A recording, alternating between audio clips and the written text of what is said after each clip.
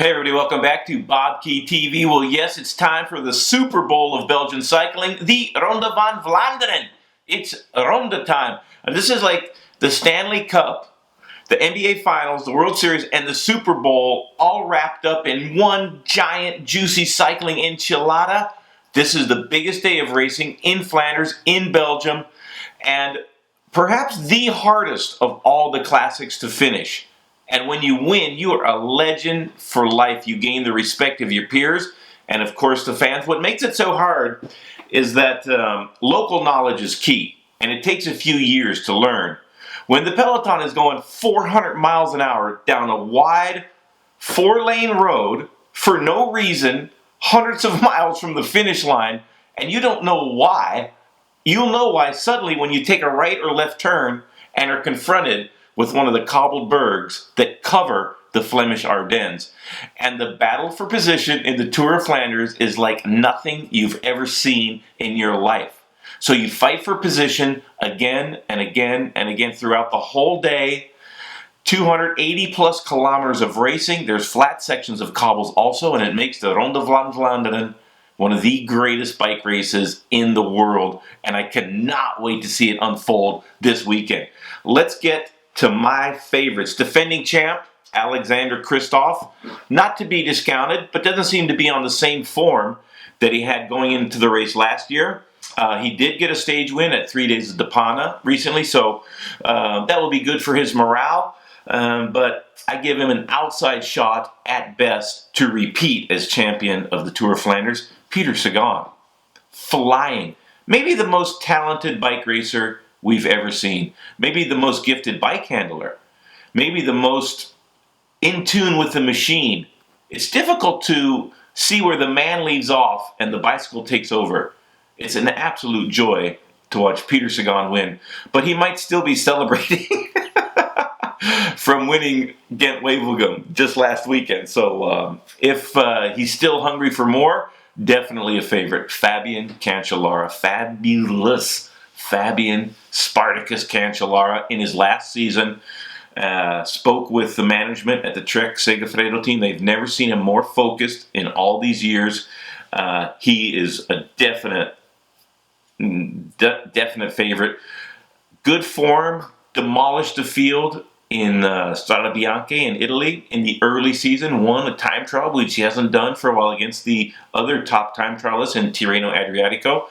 So the beast from Bern, Fabian Cancellara, should be on at least the best form of his career. And if that's the case, very tough to beat. Greg van Avermaet, the Belgian, on the BMC squad, got to be counted as one of the favorites. Been racing very well this year, coming back.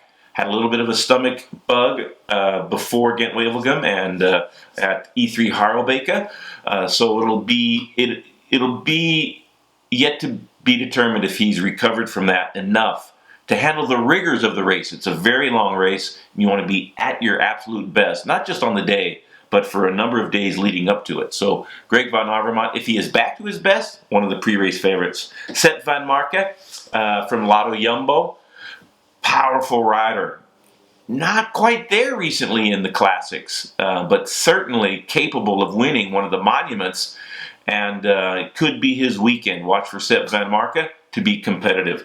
Also, Michael Kwiatkowski, former world champion, winner of E3 Harelbeke, beat Peter Sagan in a 2-up sprint to win that just last week. So Kwiat on great form, and he should have the support of a very talented Sky team. And Sky coming into their own in the classics. They've been great in the Grand Tours, and they're doing well now in the classics. That was a goal in the last couple of years, and hiring Kwiatkowski has been a very clever maneuver for the Sky team. Watch for Sky and Kwiat to be very competitive. And that leaves us with Tom Bonen. Edix has been really struggling in the last few races. Dwars door Vlaanderen did not go their way. E3 Harelbeke did not go their way. Ghent-Wevelgem shut out. It's just crazy. It seems like they're missing the critical moments and then chasing with big numbers. So they have to get ahead of the race. They have to be in those moves before it's crunch time. And if they can do that, which they've done so consistently throughout all the years that I could remember. Watch for Tom Bone and their leader to be a big favorite. But I gotta say, my number one favorite, and who will be hoisting the trophy for Ronde van Vlaanderen, Fabian Cancellara. Put your money on it. Call your bookmaker. I do believe they're still betting on cycling in Belgium. You might not get very good odds. But I'm picking Fabian Cancellara for the win in the Ronde van Vlaanderen, and it's going to be a great race. Comments? Please leave some comments. Let me know who your favorites are. Subscriptions. I need the subscriptions to keep piling up. Thumbs up. They're great also. Follow me on Twitter and Facebook. Thanks, everybody. And see you on the cobbled climbs of the Tour of Flanders here. So this is what Patrick Lefevre was quoted as saying by the Belgian media. If you're a rider with a number 1 on your back, then you should be a leader.